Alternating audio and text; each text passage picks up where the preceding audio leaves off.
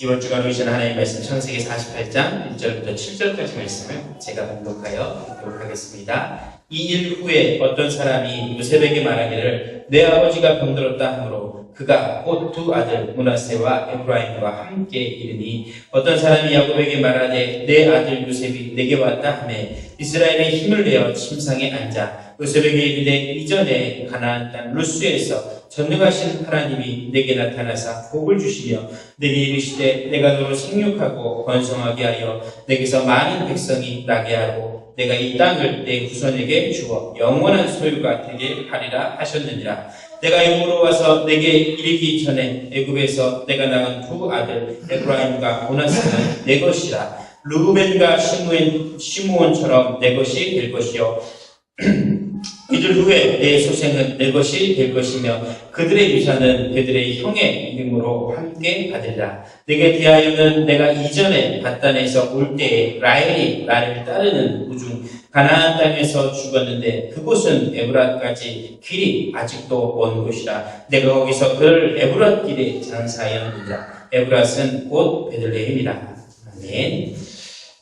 오늘은 야곱의 소원, 요셉의 소원이라는 제목으로 가나안을 잊지 않기를 바라는 야곱이라는 제목으로 하나님의 말씀을 나누도록 하겠습니다. 오늘 말씀을 통하여서 하나님 주시는 위로와 또 은혜와 큰 축복을 누리시기를 주의 이름으로 축원드리겠습니다.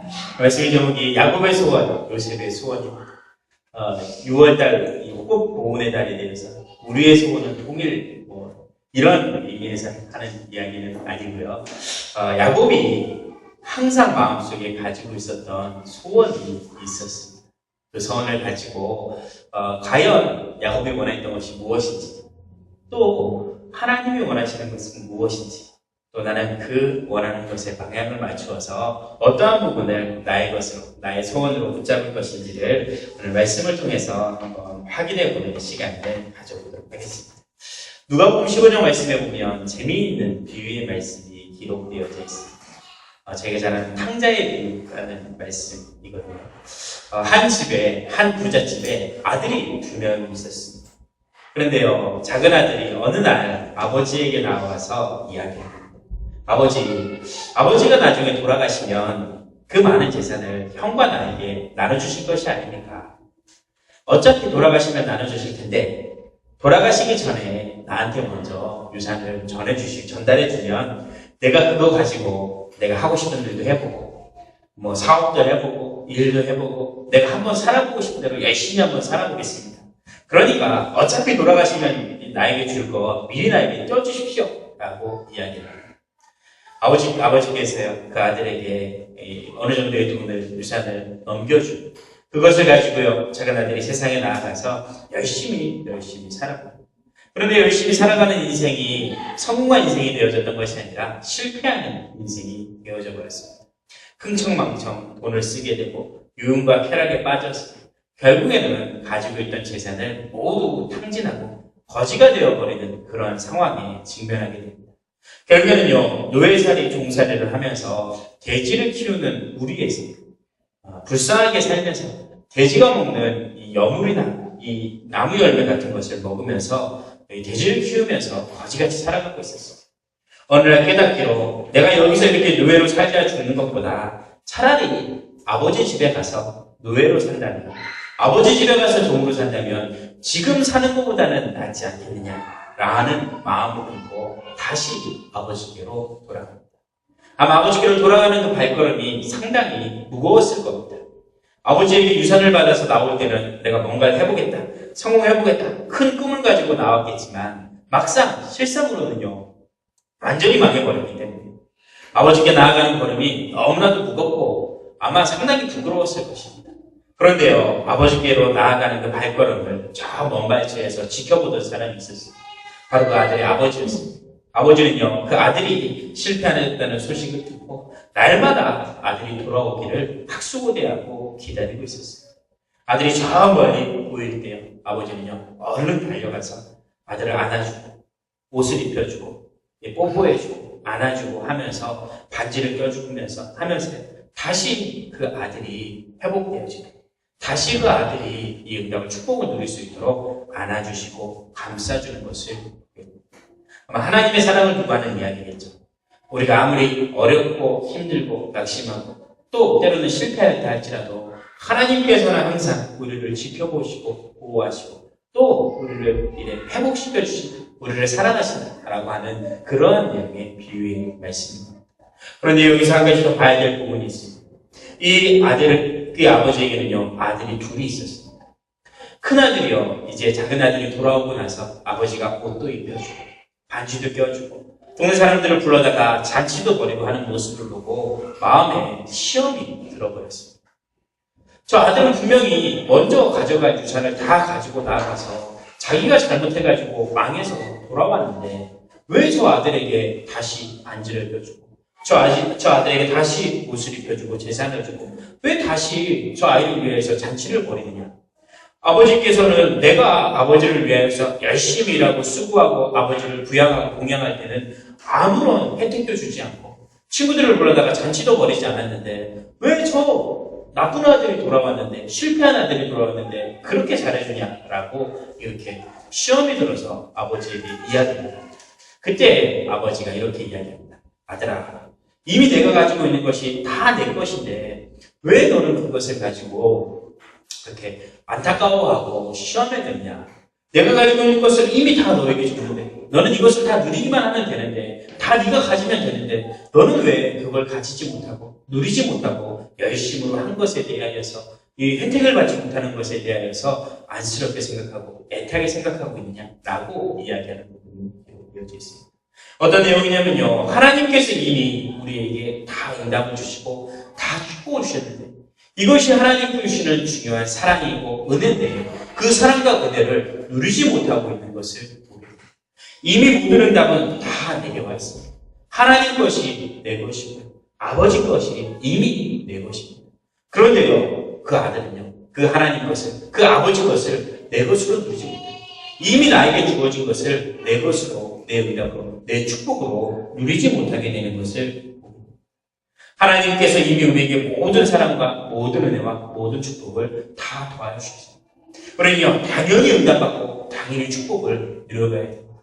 그런데 어떤 사람들은요, 이 은혜를, 이 축복을 이미 받았는데 이미 나의 것인데 예수 그리스도 영접하고 하나님 자녀가 되는 순간 하나님의 것이 이미 내 것인데 그 은혜와 축복을 내 것으로 누리지 못하는 것을 보게 됩니다.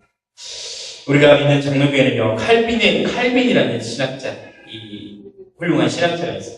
그 칼빈은요, 5대 교리라고 이야기하면서 기독교에서 가장 중요한 교리를 5개를 이야기하고 있습니다. 첫 번째는요, 어떤 내용이냐면요, 인간의 전적인 타락에 대한 부분입니다. 우리 인간은 우리의 힘으로 살아갈 수 없을 만큼 전적으로 부패하고 타락하였다라고 하는 내용입니다. 창세기 3장 사건에 하나님 앞에 원죄를 지으므로 저주가 우리 가운데 들어오므로 우리가 하나님을 떠남으로 우리 인생이 전적으로 무너지고 실패한 인생이 되어졌다라고 하는 겁니다. 두 번째 교리는 어떤 내용이냐면요, 그러한 것을 두고 하나님께서 무조건적으로 우리를 선택하셨다라고 하는 겁니다. 그래서 무조건적 선택이다라고 이야기합니다. 아무 조건 없이 하나님께서 창조하신 모든 인간을 다 선택하셨다라고 하는 겁니다. 모든 사람들이 진리를 알고 구원에 이르기를 원하시는 하나님의 마음을 이야기하고 있습니다. 세 번째 교리는요, 하나님 모든 사람을 다 사랑하셨는데 모든 사람들이 다 구원을 받는 것이 아니라 제한된 사람들만 구원을 받을 수 있다라고 이야기해서 제한된 속죄라고 이야기합니다. 모든 사람들이 다 예수 믿고 구원을 받았으면 좋겠는데 어떤 사람들은요, 마음이 강박하여서 이 하나님의 사랑은 예수를 믿지 못하고 하나님 은혜 준 사람만, 하나님이 믿음 준 사람만, 하나님이 선택한 사람만 제한적으로 구원을 받는다, 속죄를 받는다라고 이야기해서 제한된 속죄라고 이야기합니다. 네 번째는요, 불가항력적인 은혜다라고 이야기를 하는데요, 이 구원계획은요, 내 힘으로 이루어낼 수 있는 것이 아니고 내 수고로 할 수 있는 것이 아니고 내가 봉사하고 수고하고 헌금 많이 하고 신앙생활 잘하면 구원을 받는 것이 아니고 하나님께서 주시는 불가항력적인 그 은혜를 통하여서만 구원을 받을 수 있다라고 하는데요. 마지막 다섯 번째 교리는 성도의 견인이다라고 이야기해서 우리 성도의 삶을, 하나님의 구원받은 성도의 삶을 처음부터 끝까지 하나씩 세밀하게 인도해 가신다. 천국 가는 그날까지 우리를 인도해 가신다, 견인해 가신다 라고 해서 성도의 견인이다 라고 이야기합니다. 5가지 교리의 이 내용을 전체적으로 볼 때는 어떠한 내용이냐면요, 하나님께서 우리 인간을 사랑하셔서 우리를 구원하시고 우리를 끝까지 책임져 주신다 라고 하는 겁니다. 우리는 죄 가운데 완전히 전적으로 부패하고 죽을 수밖에 없었는데 그 사람들을 하나님이 선택하시고 그 사람들에게 은혜를 주시고 구원 주셔서 그 모든 사람들을 끝까지 이끌어 가시고 인도해 가신다라고 하는 겁니다. 하나님 얼마나 큰 은혜를 주시고 얼마나 큰 축복을 이미 다 주셨는데요, 어떤 사람들은 그 은혜와 그 사랑을 내 것으로, 내 축복으로 누리지 못하게 되는 것을 볼 수가 있거든요. 모든 것을 가지고 있는데 내 것으로 사용하지 못하고 있는 그러한 상황, 그러한 환경인 것을 보게 됩니다. 자세히 보면요, 어떤 사람들은 하나님과 상관없는 삶을 살아갑니다. 불신자들이야 하나님과 상관없는 삶을 살아간다 라고 한다면 불신자들이니까 그렇게 살 수밖에 없겠다, 이렇게 생각할 수도 있을 겁니다. 그런데요, 예수를 믿는다고 하는 사람들조차도, 교회를 다닌다고 하는 사람들조차도 어찌 보면 응답이 없고 하나님과 상관없는 그러한 삶을 살아가고 있는 것을 보게 됩니다. 탕자의 큰 아들이 그랬던 것처럼요, 이미 아버지께 다 내 것인데, 이미 아버지 것이 다 내 것인데 그것을 전혀 내 것으로 누리지 못하는 것처럼 하나님께서 이미 나에게 모든 축복과 권세를 다 주었는데 응답이 없고 축복이 없고 은혜가 없는, 말씀이 없는 그러한 삶을 살아가고 있는 것을 보게 됩니다. 세상 사람들하고 똑같이요, 하나님 자녀의 축복을 누리지 못하며 살아가고 있는 모습들을 보게 됩니다. 형식적인 예배와 형식적인 신앙생활에 빠져서 실제적인 하나님의 역사가 없는 내 삶 가운데 있는 것을 보게 됩니다. 그 중에 대표적인 것이, 우리나라의 대표적인 이런 신앙의 특징이 어떤 부분이냐면요, 기복주의라는 신앙입니다. 어떤 신앙이냐면 계속해서 복을 구하는 신앙에 대한 부분입니다. 하나님 나에게 복을 주십시오. 하나님 나에게 건강을 주십시오. 하나님 나에게 자녀를 주십시오. 하나님 나에게 이것을 주시고 저것을 주십시오. 항상 이것 달라고 저것 달라고 이것 달라고 저것 달라고 이야기를 하는데 결국에는요, 그분이 충족되어지지 않으면, 복을 받지 않으면 하나님이 없다라고 이야기하고 하나님을 떠나버리게 되고 신앙이 그냥 말 그대로 형식적으로 죽어있는 그러한 신앙이 되어져 버리는 것을 보게 됩니다.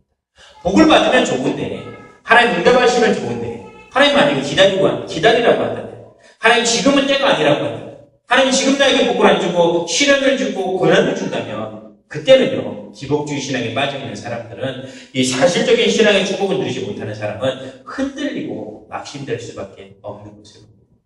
적어도 우리의 신앙이 이런 기복주의 신앙에서는 벗어나야겠습니다. 적어도 우리의 신앙이 형식적이고 율법적인 그런 신앙에서는 벗어나야겠습니다. 살아있는 신앙, 하나님께서 응답 주시는 신앙, 정말로 하나님이 원하시는 것이 무엇인지 알고 그것에 방향 맞추는 그러한 신앙의 응답을 받아야겠습니다. 오늘 창세기 48장 말씀에 성경을 읽으면서도 말씀드렸던 것처럼 야곱과 요셉의 소원에 대한 내용이 기록되어져 있습니다. 이제 야곱이 죽을 때가 됐습니다. 야곱의 나이가 이제 들어서 죽을 때가 되어서요, 그 아들 요셉이 자기 아들들을 데리고 이제 아버지에게 찾아오는 내용의 말씀입니다. 그런데요, 이 두 부자의 대화의 내용이 너무나도 상반되게 달랐던 것을 보게 됩니다. 오늘 그 내용을 가지고 말씀을 확인할 텐데요, 먼저 봐야 될 부분은요, 야곱이 요셉에게 이야기했던 내용입니다. 야곱이 가지고 있었던 소원이었습니다. 야곱이 어떠한 소원을 가지고 있었냐면요, 야곱은 오늘 계속해서 요셉에게 이야기합니다. 오늘 48장 3절 말씀해 보니까 이렇게 이야기합니다. 요셉에게 이르되 이전에 가나안 땅 루스에서 전능하신 하나님이 내게 나타나서 복을 주셨다. 내게 이르시되 내가 너로 생육하고 번성하게 하여 내게서 많은 백성이 나게 하고 내가 이 땅을 후손에게 주어 영원한 소유가 되게 할 것이다 하셨다라고 이야기합니다. 야곱은요, 하나님 주신 약속을 기억하고 있었습니다. 그 약속이 무엇이었냐면 가나안이라는 약속이었습니다. 하나님이 아브라함에게 주신 땅이죠.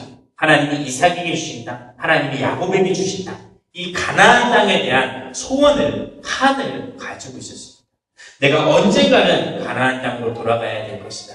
내가 언젠가는 하나님이 나에게 약속으로 준 이 땅으로 돌아가야 될 것이다 라는 것에 대한 마음을 가지고 있었습니다. 이 요셉은요, 그런 마음이 없었습니다. 요셉은요, 자기가 살고 있는 애굽이 너무나도 좋았습니다. 왜냐면요, 애굽에서 자기를 뭐라고 이야기할 수 있는 사람이 없습니다. 이 애굽의 총리인데요, 막강한 권한, 막강한 권력을 가지고 있는 총리였습니다. 아무도 자기를 해할 수가 없고 자기가 원하는 대로 무엇이든지 할 수 있는 그러한 위치에 가 있었습니다. 그러니까요, 요셉은요, 이 가나안 땅으로 돌아갈 필요가 없습니다. 그냥 애굽 땅에서 편하게 살면 됩니다. 내가 옆에 있는 밑에 있는 사람들 다 그냥 다스리면서 마음대로 주무르고 조종하면서 편하게 살면 됩니다. 그러니까요, 가나안에 대한 마음이 사라져버립니다. 그런데요, 요셉은, 야곱은 달랐습니다. 야곱의 마음에는 그래도 내가 지금 편하고 잘되고 좋다라고 한다 할지라도 하나님이 나에게 주신 약속의 땅, 하나님이 나에게 주신 언약을 이어가는 것이 나에게는 가장 소중한 것이다 라는 마음을 품고 있었습니다. 그러니까요, 한 번 더 이야기합니다. 한 번 더 이야기하면서요, 5절 말씀에 내가 애굽으로 가서 내게 이르기를 전에는 애굽에서 내가 낳은 두 아들 에브라임과 므낫세는 내 것이다 라고 이야기하고 르우벤과 시므온처럼 내 것이 될 것이다 라고 이야기합니다. 요셉의 아들 이 에브라임과 므낫세는요, 애굽에서 태어난 자들이기 때문에 이 애굽의 문화에 사로잡혀 있었습니다. 이 이스라엘이라는 이 가나안이라는 것을 전혀 모르는 그런 상황입니다. 그런 상황인 것을 야곱이 알기 때문에 그 두 아들이 가나안에서 태어난 가나안의 언약을 알고 있는 야곱의 장자 또 둘째 아들 르우벤과 시므온처럼 되기를 원한다라고 이야기합니다. 이 언약을 이어갈 수 있게끔 가나안이라는 언약을 잊지 않게끔 네 아들들이 내 아들들처럼 네 손자들이 우리 아들처럼 언약을 이어가는 존재가 되어지면 좋겠다라고 한 번 더 힘주어서 이야기하는 것을 봅니다. 이것으로 끝나지 않습니다. 또 그렇게 이야기를 합니다. 또 어떤 부분을 이야기하냐면 7절 말씀을 볼까요? 내게 대하여는 내가 이전에 판단에서 올 때 라헬이 나를 따르는 도중에 가나안 땅에서 죽었는데 그곳은 에브라까지 길이 아직도 먼 것이고 내가 거기서 에브라 길에 그 라헬을 장사하였는데 그곳이 곧 베들레헴이다. 가나안 땅에 있는 베들레헴이다 라고 다시금 이야기를 하게 되는 것을 보게 됩니다. 네가 이 애굽에서 머무르지 말고 네 어미가 묻혀있는 가나안 땅으로 베들레헴 땅으로 돌아가야 된다. 마음에 담아야 된다라고 다시 이야기하는 것을 요셉은요, 아마도 이 어머니 라헬에 대한 마음이 애틋하였을 것입니다. 자기 동생을 낳다가 어머니가 일찍 돌아가셨습니다. 일찍 돌아가시면서 얼마나 그 사무침 가운데 그리움 가운데 살았겠습니까?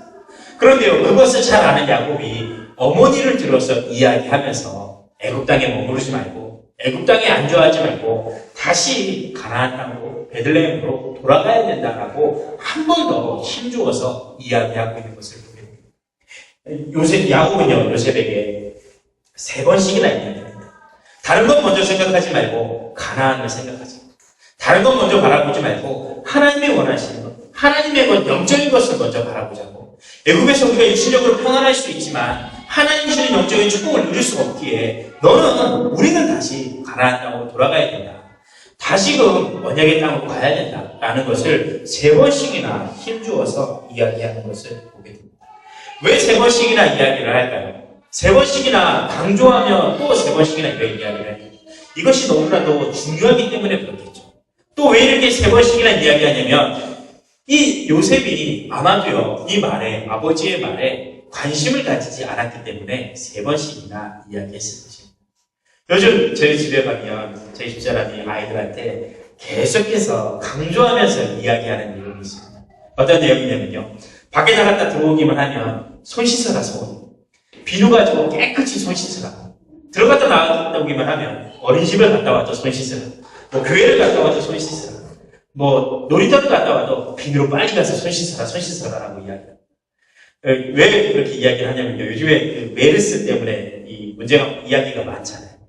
이 비누로 손을 씻으면 그 바이러스가 껍데기가 벗겨져서 죽는다고 비누로 손을 깨끗이 씻기만 하면 된다라고 이야기를 하니까 제 집사람이 계속 아이들한테 손 씻어라 이야기를 하더라고요. 그래서 제 아이들은요, 별 관심이 없습니다. 밖에 나갔다 들어오면 일단 물 마셔야 돼요. 일단 간식 먹어야 되고 과자 먹어야 되고 일단 장난감 가지고 놀아야 되고 별 관심이 없으니까요, 그냥 손 씻는 건 둘째치고 놀고 먹고 하는 거에 먼저이래요. 전혀 관심이 없거든요. 저희 집사람 다시 이야기를 합니다. 아이들이 관심이 없으니까 다시 손 씻어라. 비누로 깨끗이 씻어라. 빨리 씻고 와. 또 이야기를 합니다. 아마 야곱의 마음이 그런 마음이 아니었을까 싶습니다.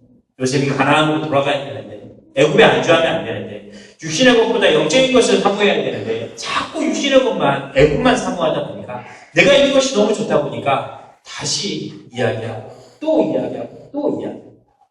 야곱의 마음에는요, 이 마음이, 이 소원이 하나님에 대한 영적인 것에 가득하였기 때문에 아마 그런 거죠. 그런데 지금 사람들의 관심을 보면 이러한 모습들을 그대로 보게 됩니다.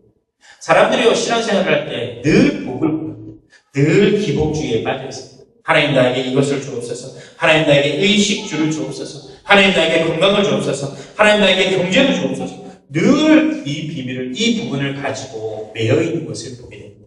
어떤 사람들은요, 복음, 예배, 영적인 것, 하나님보다 건강이 우선이에요.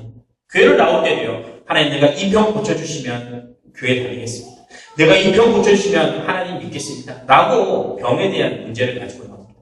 하나님 은혜를 주셔서 병이 고쳐지면 그냥 그 은혜 받은 거, 응답 받은 거는 어디 간 데 없고 다시 세상으로 나아가는 경우가 다반사입니다. 하나님이 먼저가 아니라 내가 병 고침을 받고 건강받는 것이 먼저니까, 건강을 받고 경제를 받고 나니까요, 이 응답을 받고 나니까 하나님은 어디 간 데 없고 그냥 옛날 그 상태로 다시 돌아가게 됩니다. 경제에 대한 부분은 마찬가지예요. 하나님 이거 주시면 이거 주시면 이거 주시면 하면 나. 교회 나오는 목적 자체가 교회 나가면 뭔가 이득 볼 게 없습니다. 교회에 나가면 내가 뭔가 더 얻을 수 있는 게 없지 않을까. 그런 마음을 가지고 교회에 나갑니다. 예전에 그런 이야기가 많았습니다. 뭐 대기업이나 큰 회사의 회장님, 사장님이 다니는 회사에는 그 회사의 임원들, 사람들이 그 교회에 엄청나게 몰려온다. 그래 자연스럽게 부흥된다. 뭐 이런 이야기도 많았습니다. 뭐 큰 교회들, 뭐 소망교회나 뭐 사랑의교회 이런 교회는 그런 경우가 더 많다고 이야기를 하더라고요. 훌륭한 사람, 이 성공한 사람, 영향력 주는 사람이 그 교회에 있으니까 어떻게 하면 내가 그 사람한테 잘 보여가지고 뭐 좀 얻어낼 수 있을까 싶어가지고 교회에 나오는 사람도 많다고 해요. 가보지는 않았지만 뭐 미국의 교회들도 마찬가지로 거기에 나가면 뭔가 이득이 있을 게 없지 않을까 싶어가지고 나아간다라고 하더라고요.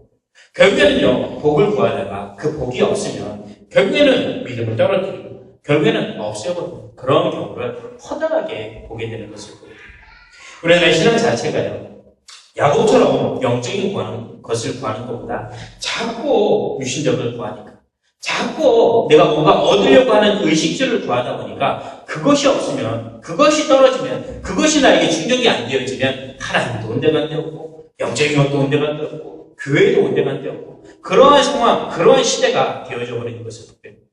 한때는 대한민국 기독교인이 1200만 명이다라고 이야기를 했는데요, 요새는요, 교회 다니는 사람들이 몇 명 되는지조차도 모르는 그러한 상황이, 그러한 시대가 되어져 버렸습니다. 통계적으로는 뭐 350만 명 정도만 요즘 신앙생활을 하고 있다라고 이렇게 이야기를 하고 있더라고요. 예전부터 복을 구하는, 이 육신의 것을 구하는 그러한 환경 가운데 있다 보니까 상황이 안 좋고 문제가 오니까 흔들리고 낙심하여서 다 제갈길로 돌아가 버리는 그러한 상황, 그런 환경이 되어져 버린 것을 야곱은 이 사실을 너무나도 잘 알기 때문에 가나안을 기억해라. 가나안 땅을 기억해라. 하나님의 약속의 땅이다. 하나님 우리에게 주신 땅이다. 네 어머니가 묻힌 곳이다. 라고 다시금 힘주어 이야기하면서 보내는 것을 혹여나 우리의 마음, 우리의 관심은 어디 있습니까? 혹여나 우리의 마음도 복을 얻는 것, 내가 잘 되는 것, 내가 의식주에 만족을 얻는 것, 이런 것에 마음을 가지고 있지는 않습니다. 우리의 중심이, 우리의 소원이 야곱의 소원처럼 자나깨나 가나안 땅, 자나깨나 언약 중심, 이 하나님의 영적인 것에 방향 맞추는 그러한 응답을, 그러한 축복을 누리시기를 주의 이름으로 부탁드리고 축원드리겠습니다. 두 번째로 봐야 될 부분은요, 요셉의 모습입니다. 요셉의 소원이 오늘 말씀에 기록되어져 있습니다. 요셉은요, 어떠한 마음을 품고 있었냐면, 이 훌륭했던 요셉이, 하나님의 언약을 품고 응답받았던 요셉이 오늘 말씀해 보는데 한 가지 소원을 가지고 앞에 나아갑니다. 큰아들과 작은아들이 복 받는 것에 대한 마음을 가지고 있습니다. 왜 이렇게 달라졌는지 모르겠는데요, 이 언약을 이어갔던 요셉이 오늘 말씀에서는 창세기 48장 말씀에서 보니까요, 그저 우리 아들이 복 받는 것, 우리 자녀들이 잘 되는 것에만 관심을 가지고 있었던 것을 보게 됩니다. 48장 1절 말씀에요, 이 일 후에 어떤 사람이 요셉에게 말하기를 내 아버지가 병들었다 하므로 그가 곧 두 아들 므낫세와 에브라임을 데리고 함께 아버지께 찾아갑니다. 그 아이들을 데리고 가는데요, 그 전에는 잘 안 찾아간다는 겁니다. 근데 병들었다는 소식을 들으니까요, 곧 그 두 아들을 데리고 나아갑니다. 왜 그랬냐면요, 이 아들들이 복을 받아야 돼요. 그런데요, 가장 큰 복을 받는 것은 이 야곱에게 있는 축복권, 장자권에 대한 권세를 통하여서 주시는 복이 정확하다는 것을 알고 있었거든요. 창세기 46장에요, 봤습니다. 창세기 47장에 봤습니다. 어떤 내용을 봤냐면요, 야곱은요, 이 바로왕을 축복하는 그 내용을 요셉이 옆에서 정확하게 봤습니다. 아버지에게 얼마나 큰 축복권이 있는지 이 요셉은요, 야곱의 축복권, 장자권에 대한 부분들을 너무나도 잘 알고 있습니다. 그렇기 때문에요, 아들들을 데리고 그 앞에 나아가는 것을 보게 됩니다. 아버지가 축복하고 아버지가 또 이렇게 기도하면 아들들이 잘 될 것이다라는 것을 알기 때문에 아들들을 데리고 나아갑니다. 데리고 나아가서요, 그 목적대로 야곱이요, 그의 아들들 가운데 축복을 해줍니다. 그런데요, 어떠한 일이 있었냐면, 요셉의 장자는요, 므낫세입니다. 요셉의 둘째는요, 에브라임입니다. 그런데요, 야곱이 기도를 하면서 이 전통적으로 오른손을 장자에다 두고 왼손을 그 둘째 아들에게 주게끔 이렇게 기도를 해야 되는데, 갑자기 야곱이 손을 바꾸어서 오른손을 둘째 아들 에브라임에게 손을 얹고요, 이 왼손을 큰아들에게 손을 얹게 됩니다. 그것을 보고요, 요셉이 손을 옮기려고요, 팔을 옮기려고 이렇게 이야기합니다. 아버지, 그렇게 하면 안 됩니다. 아버지의 손이 잘못됐습니다. 이 오른쪽에 있는 왼쪽에 손을 얹은 아들이 큰아들이니 손을 빨리 바꾸어 주십시오 라고 이야기합니다. 야곱이 이야기합니다. 나도 안다. 네가 얘기하지 않아도 안다 라고 이야기합니다. 요셉의 마음속에 어떤 마음이 들었냐면요, 그것을 두고, 그렇게 하는 것을 두고 요셉이 어떤 마음을 보냐면요, 요셉이 그것을 두고 내가 그것을 보니까 마음에 기쁘지 아니하는 그런 마음이, 슬픈 마음이 그 마음 가운데 찾아오게 되는 것을 보게 됩니다. 그러고 나서 손을 옮기려고 하죠. 요셉의 생각 속에는요, 내가 이 아이들이 복을 받아야 되는데, 아버지에게 축복권을 가지고 우리 아들들이 복을 받아야 되는데, 강히 큰 아들이 더 큰 복을 받고 작은 아들이 작은 복을 받아야 되는데, 아버지가 그렇게 안 하니까요, 아버지 그렇게 하면 안 됩니다. 손을 옮기려고 합니다. 야곱은요, 아니다, 이것이 맞다 라고 하면 축복 기도를 하게 됩니다. 요셉의 생각 속에는요, 그저 우리 아들들이 복 받으면 됩니다.